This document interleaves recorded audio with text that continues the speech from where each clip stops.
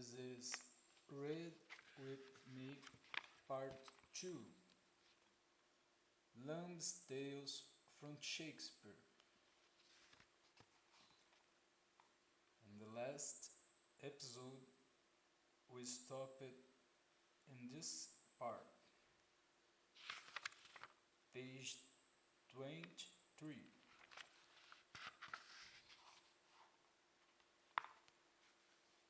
Next chapter,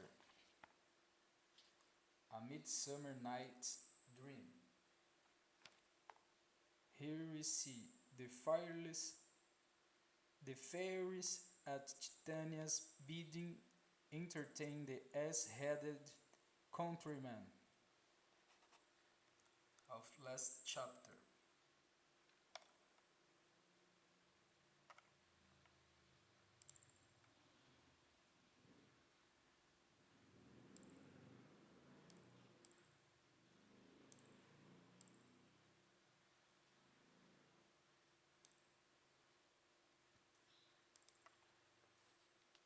The people in the story: Theseus, Duke of Athens; Egeus, a citizen of Athens;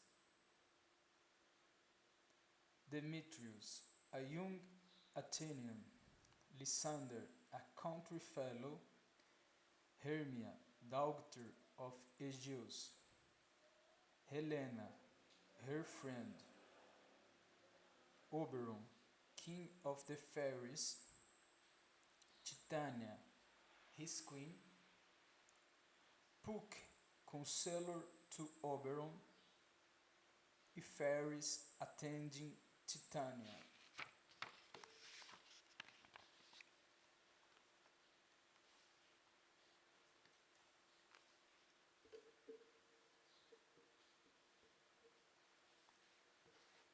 Midnight Dream. A Midsummer Night's Dream. A cruel law.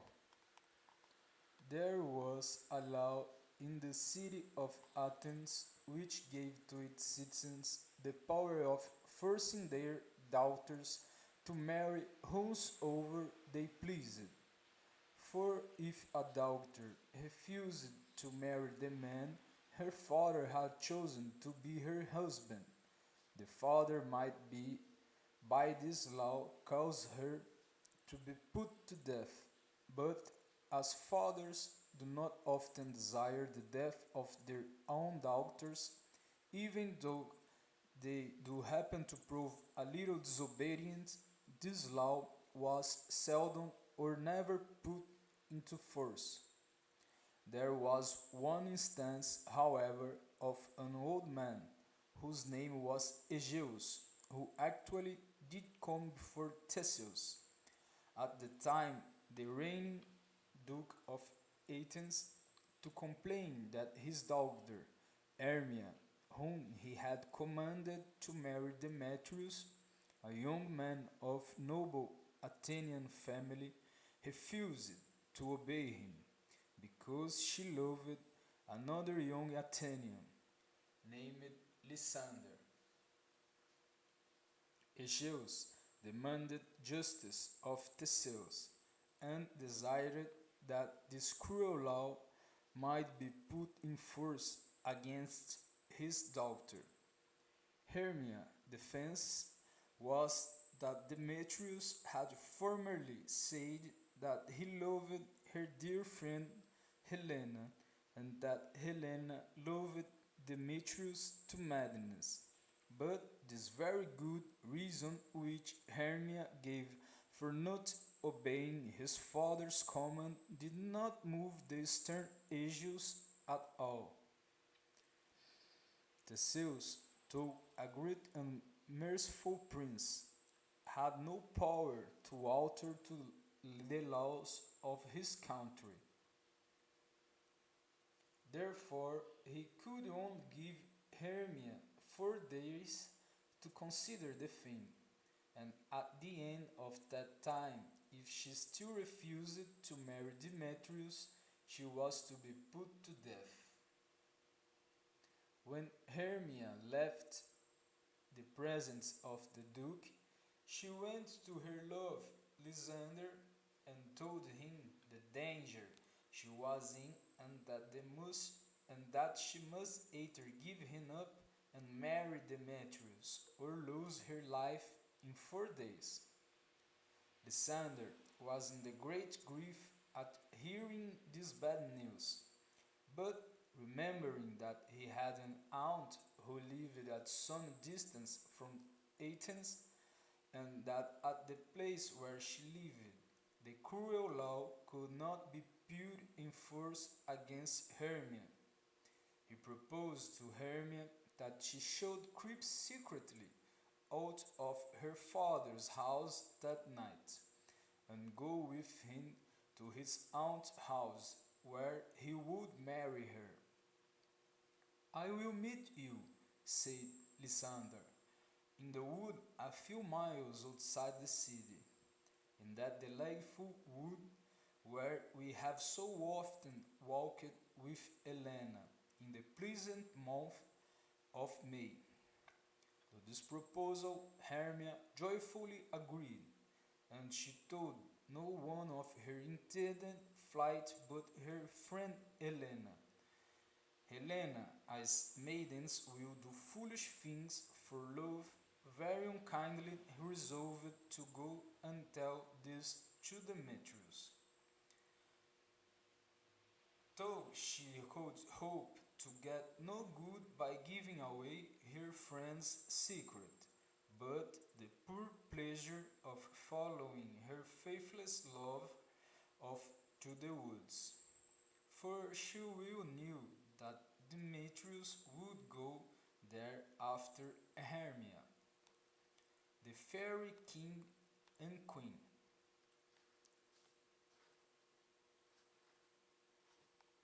The wood in which Lysander and Hermia proposed to meet was the favorite meeting place of those little beings known by name of fairies. Oberon, the king, and Titania, the queen of the fairies, with all their company of tiny followers in this wood, held their midnight dances. Between this little king and queen of spirits there had happened at this time a sad disagreement. They never meet by moonlight in the shady walks of this pleasant wood, but they were quarreling till all their fairy followers would creep into seed pods and hide themselves for fear. The case, the cause of this unhappy disagreement was Titania's refusing to give Oberon a little boy. His mother had been Titania's friend, and upon her death, the fairy queen stole the child from its nurse and brought him up in the woods. The might, the night on which the lovers were to meet in this wood, as Titania was walking with some of her maids of honor, she met Oberon attended by his company of fairy courtiers. "I will meet by moonlight, proud Titania," said the fairy king. The queen replied, "What jealous, Oberon, is it you? Fairies run hence. I have left his company." "Wait, foolish fairy," said Oberon. "Am I not your master? Why did you oppose me so? Give me that little boy to be my slave." "Set your heart at rest," answered the queen. "Your whole fair kingdom will not buy the boy from me." She left her lord in great anger. "Well, go your way," said Oberon. "Before the morning dawns, I will make you suffer for this injury.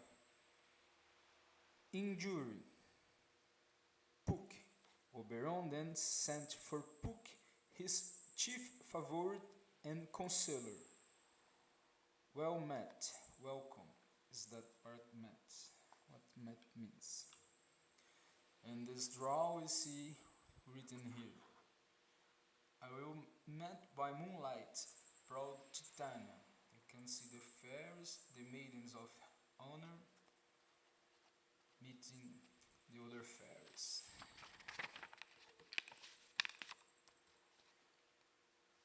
13th page. Lamb's Tales from Shakespeare is the book we are reading today. We are in part 2. The part 1 was in the last video, and we'll keep continuing reading with me today.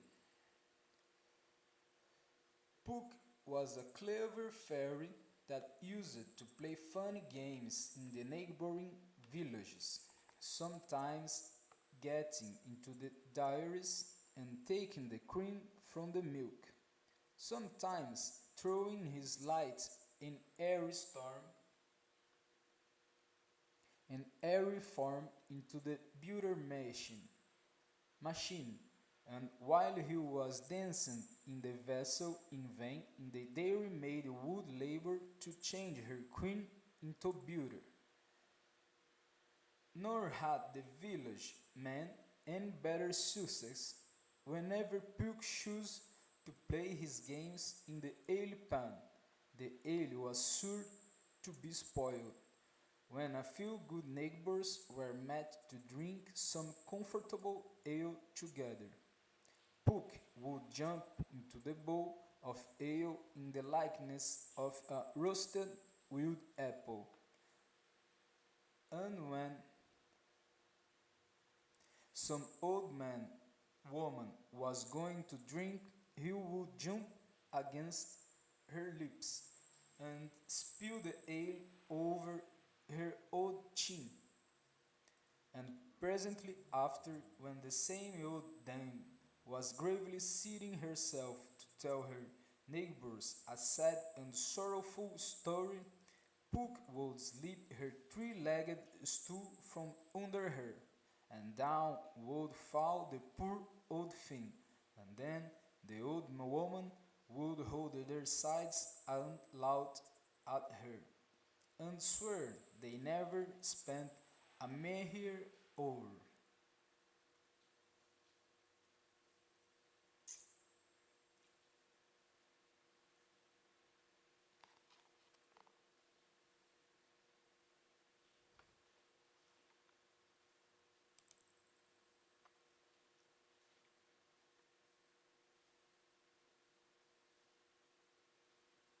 Come here, Puck, said Oberon to this little merry wanderer of the night.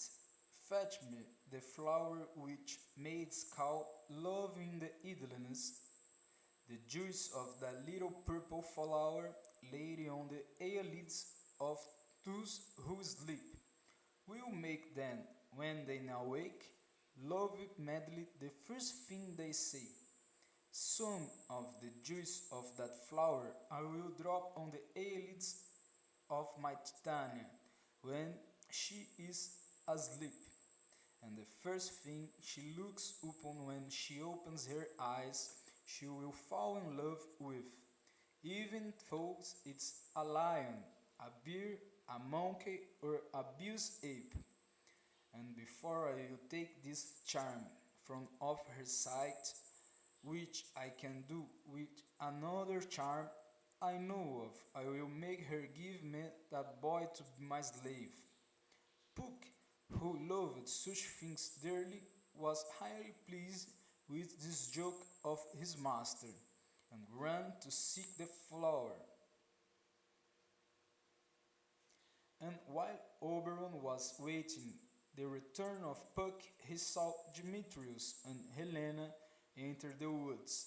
He overheard Demetrius complaining to Helena for following him, and after many Unkind words on his part and gentle replies from Helena, reminding, reminding him of his former love and promises to her, he left her, as he said, to the mercy of the wild beasts, and she ran after him as swiftly as she could. The fairy king, who was always friendly to true lovers, felt greedy pity for Elena. So when Puck returned with the little purple flower, Oberon said to his favorite, "Take a part of this flower. There has been a sweet Athenian lady here who is in love with a cruel youth. If you find him sleeping, drop some of love juice in his eyes, but see that you do it when she is near him, that the first thing he sees when he awakes may be this lady. You will know the man by the Athenian garments which he wears." Puck promised to do this very cleverly, and then Oberon went unseen by Titania to her resting place, where she was preparing to go to sleep.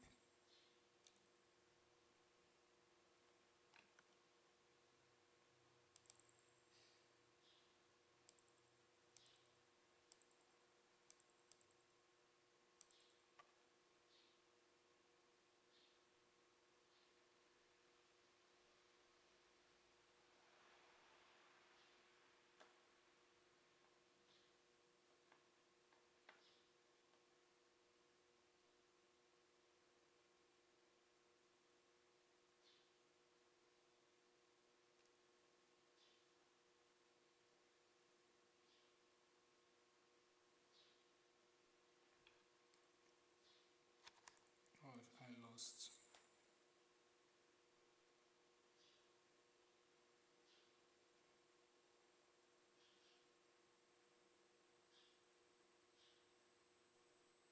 I found. This was a bank where grew many kinds of sweetly smelling, prettily colored wildflowers under a roof of climbing rose. There Titania always slept some part of the night, her bed covered the skin of a snake, which, though a small thing, was wide enough to wrap a fire in.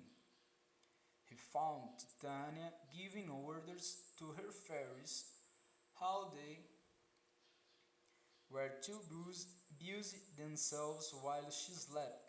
"Some of you," said Titania, "must kill the worms that eat the rosebuds, and some make war on the bats for their lantern wings, to make my small fairies coats, and some of you keep watch that the noisy owl come not near me, but first sing me to sleep." When the fairies had sung their queen asleep with a pretty song, they left her to perform the important service she had laid upon them.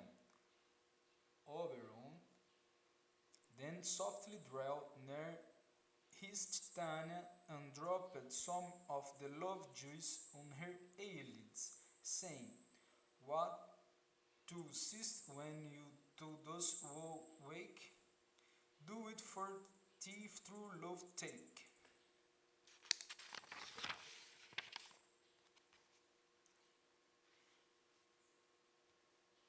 But we must return to Hermia. Hermia quietly stole out of her father's house that night to escape the death that was hanging over her for refusing to marry Demetrius. When she entered the wood, she found her dear Lysander waiting for her to take her to his aunt's house.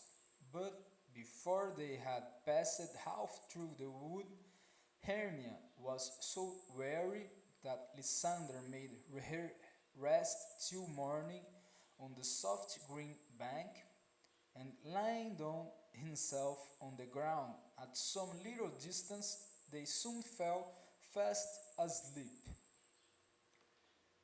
Puck's mistake.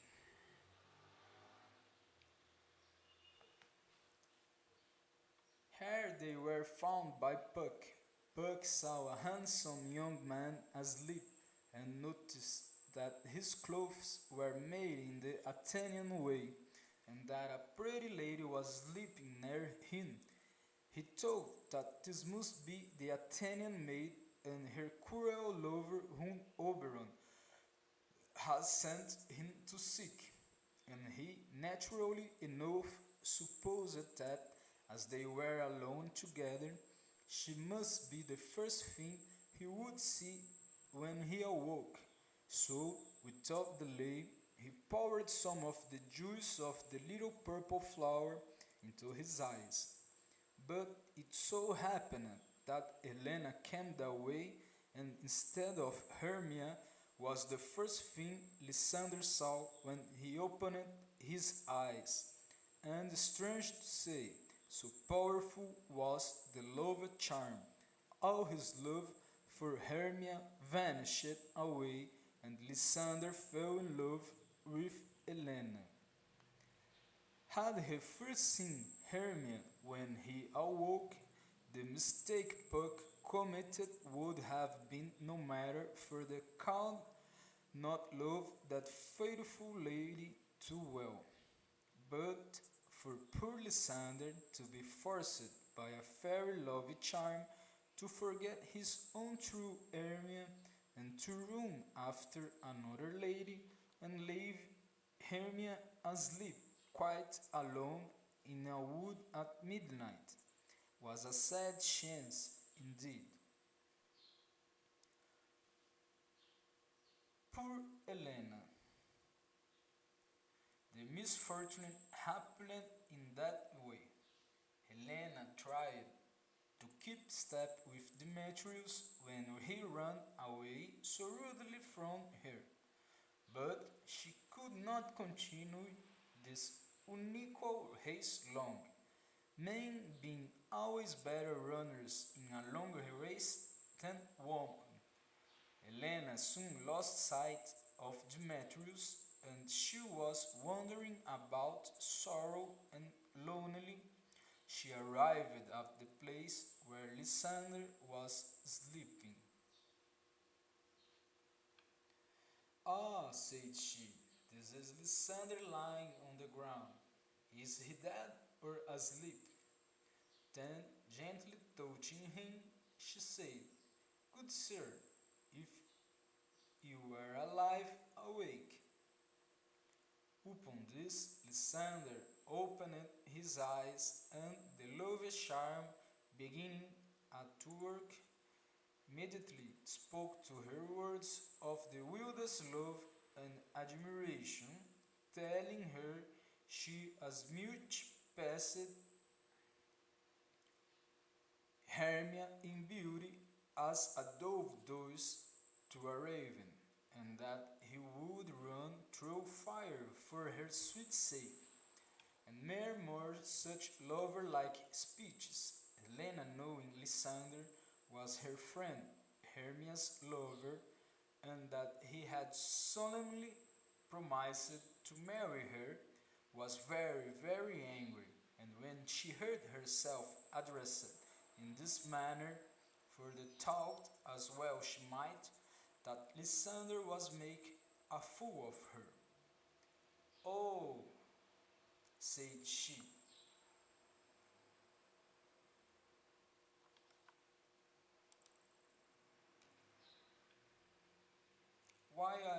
was I born to be mocked and through nothing of be everyone? Is it not enough? Is it not enough, young man, that I can never get a sweet look or a kind word from Demetrius? But you, sir, must pretend in this cruel manner to love me. I thought, Lysander, you were too kind for that. Saying these words in great anger, she ran away, and Lysander followed her, quite forgetful of his own Hermione, who was still asleep.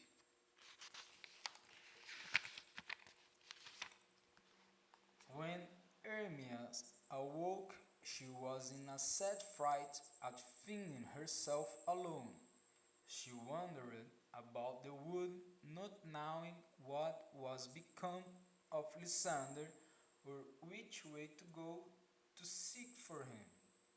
In meantime, Demetrius, not being able to find Hermione and his rival Lysander, and weary with his useless search, was not was not set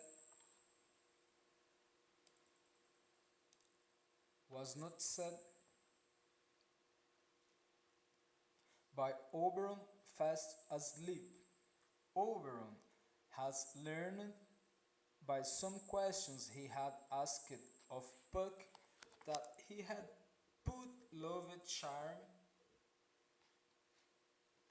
on the wrong person's eyes, and now having found the person first intended, he touched the eyelids of the sleeping Demetrius with the love juice, and he instantly awoke, and the first thing he saw being Helena, he, like Lysander before him, began to make love speeches to her.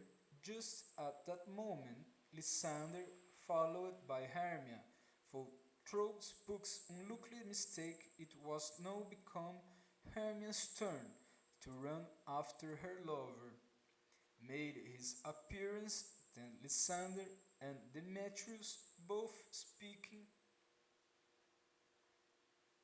together, made love to Helena, being each one in the power of same strong charm. Helena thought that Demetrius, Lysander, and her once dear friend Hermia had made a plan together to make a fool of her. Hermia was much surprised as Helena. She did not know why Lysander and Demetrius, who both before loved her, were now become the lovers of Helena, and to Hermia the matter seemed to be no laughing matter. The ladies who had always been the dearest of friends now fell to angry words together. Unkind Hermia, said Helena, it is you have set Lysander on to trouble me with pretended praises, and your other lovers, Demetrius, who use a most to quick me with his foot. Have you not bidden him call me goddess, precious, beautiful, and heavenly? He would not speak thus to me whom he hates. If you did not set him on to make a fool of me, unkind Hermia, to join with men in laughing at your poor friend, have you forgot our schoolday friendship? How often, Hermia, have we two sitting on cushion, both singing one song, with our needles working the same flower, but both worked on the same cloth, growing up together like a double cherry, scarcely since parted. Hermia, it is not friendly in you, it is not maidenly to join with men in laughing at your poor friend. I am filled with wonder at your angry words, said Hermia. I do not laugh at you. It seems you laugh at me. I do, returned Helena. Go on, pretended serious looks, and make mouths at me when I turn my back. Then wink at each other. If you had any pity, grace, or manners, you would not treat me thus. While Helena and Hermione were speaking these angry words to each other, Demetrius and Lysander left them to fight together in the wood for the love of Helena. When they found the gentlemen had left them, they departed and once more wandered weary in the wood in search of their lovers. As soon as they were gone, the fairy king, who with little Puck had been listening to their quarrels, said to him, "This is your carelessness, Puck, or did you do it purposely?" "Believe me, King of Shadows," answered Puck, "it was a mistake. Did you not tell me I should know the man by his Athenian garments? However, I am not sorry this has happened, for I think their caroling makes an excellent game." "You heard," said Oberon, "that Demetrius has and Lysander are going to seek a place to fight in. I command you to fill the night and with a thick fog and lead this quarrel some lovers so far from one another in the dark that they shall not be able to find each other. See you do this till they are weary they can go no farther, and when you find them they are so asleep, drop the juice of this other flower into Lysander's eyes. When he awakes, he will forget his new love for Helena and return to his old love for Hermia. And then the two fair ladies may each one be happy with the man she loves, and they will think all that she has passed an ugly dream. Go about this quickly, Puck, and I will go and see what sweet love my Titania has found.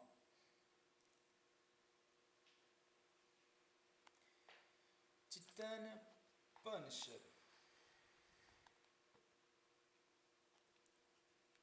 Titania was still sleeping, and Oberon, seeing a country fellow near her, who had lost his way in the wood, and was likewise asleep. "This fellow," said she, "shall be my Titania's true love." And putting an ass head over the country fellow's, he made it fit him as well as if he had grown upon his own shoulders. Thought Oberon fixed the ass head on very gently, it awakened him, and he rose up, not knowing what Oberon had done to him, and went towards the resting place where the fairy queen slept. "Ah, what angel is that I see?" said Titania, opening her eyes and the juice of the little purple flower beginning to take effect. "Are you as wise as you are beautiful?" "Why, mistress," said the foolish fellow with the ass head, "if I have wit enough to find a way out of this wood, I have enough to serve my purpose." "Out of the wood do not desire to go," said the love-sick queen. "I am a spirit of no common kind. I love you. Go with me, and I will give you fairies to attend upon you." She then called four of her fairies. Their names were Peace Blossom, Cobweb, Moth, and Mustard Seed. Attend,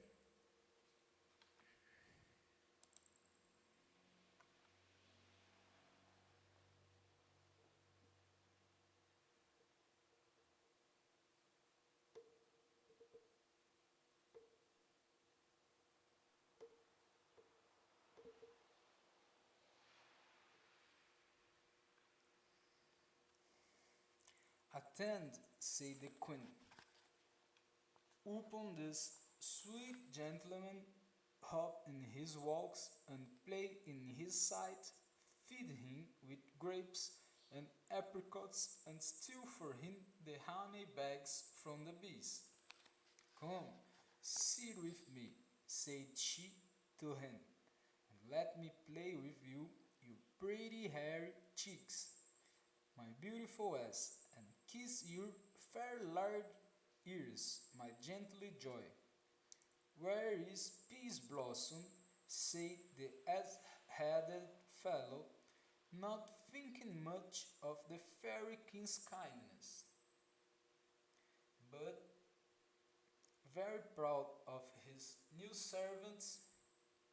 Here, sir, said little Peace Blossom. Scratch my head, said he. Where is Cobweb? Here, sir, said Cobweb. Good Mr. Cobweb, said he. Please kill the red bee on the top of that bush wonder. And good Mr. Cobweb, bring me the honey bag, and take care the honey bag does not break. I should be sorry to have you covered with a honey bag. Where is Mustard Seed? Here, sir, said Mustard Seed. What is your wish? Nothing, said the clown. Good Mr. Mustard Seed, but to help Mr. Peace Blossom to scratch, I used to go a barber's, Mr. Mustard Seed, for I think I am extremely hairy about the face. My sweet love, said the queen, what will you have to eat? I have a fairy who shall seek the squirrel's store and fetch you some new nuts. I had hated have a handful of dried peas, said the clown, who with his ass had got an ace taste. But I pray, let none of you people trouble me, for I have a mind to sleep. Sleep then, said the queen, and I will win you in my arms. Oh, how I love you! How I love you madly! When the fairy king saw the claw slip in the arms of the queen, he advanced within her sight and blamed her for showing kindness to an ass.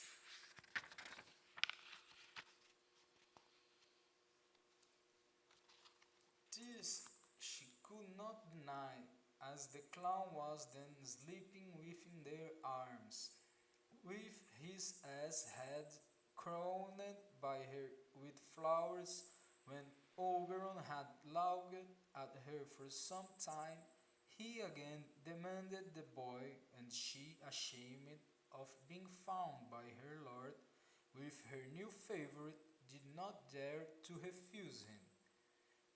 Oberon, having thus obtained the little boy he had so long wished for to be his page, took pity on his Titania and threw some of the juice of the other flower into her eyes, and the fairy queen immediately recovered her senses, and wondered at her late foolishness, saying how she now hated the sight of the strange monster. Oberon further took the ass head from off the clown, and left him to finish his sleep with his own fool's head upon his shoulders. Oberon and his Titania being now perfectly united once more, he told her the history of the lovers and their midnight quarrels, and she agreed to go with him and see the end of their strange troubles. As well, the fairy king and queen found the lovers and their fair ladies at no great distance from each other, sleeping on a grass plot, for Puck to repay them for this former mistake had very carefully brought them out to the same spot, known to each other, and he had carefully removed the charm from off the eyes of Lysander with the medicine the fairy king gave to him.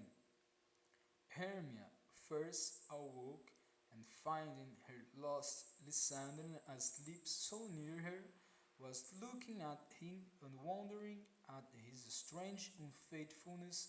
Lysander presently opening his eyes and seeing his dear Hermia, recovered his reason, which the fairy charm had before clouded, and with this reason his love for Hermia, and they began to walk over the strange doings of the night, doubting if these things had really happened or if they had both been dreaming the same mad dream. Lena and Demetrius were by this time awake, and a sweet sleep having quieted Elena's troubled and angry mind. She listened with delight to the words of love which Demetrius still spoke to her, and which, to her surprise as well as pleasure, she began to see were truly mean. Their fair knight, wandering ladies, now no longer enemies, became once more true friends. All the unkind words which had passed were forgiven, and they calmly planned together what was best to be done in their present condition. It was soon agreed that, as Demetrius had given up his claim to Hermia, he should try to persuade her father to take back the cruel sentence of death which had been passed against her. Demetrius was making ready to return to Athens for this friendly purpose,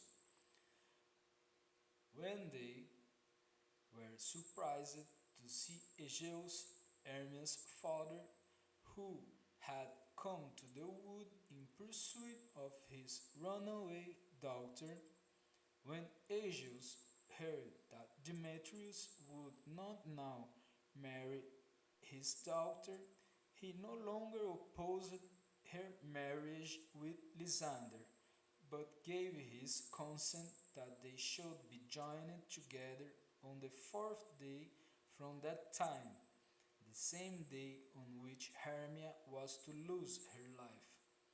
And on that same day Helena joyfully agreed to marry her beloved and now faithful Demetrius. The fairy king and queen, who unseen were present at this union, received so much pleasure that they resolved to honor the marriage with sports and games throughout their fairy kingdom. And now, if any are offended with this history of fairies and their tricks, judging it strange and beyond belief, they have only to think that they have been asleep and dreaming, and that all these wonderful things were visions where they saw in their sleep. And I hope none of my readers will be so hard to please as to be offended with a pretty harmless midsummer night's dream.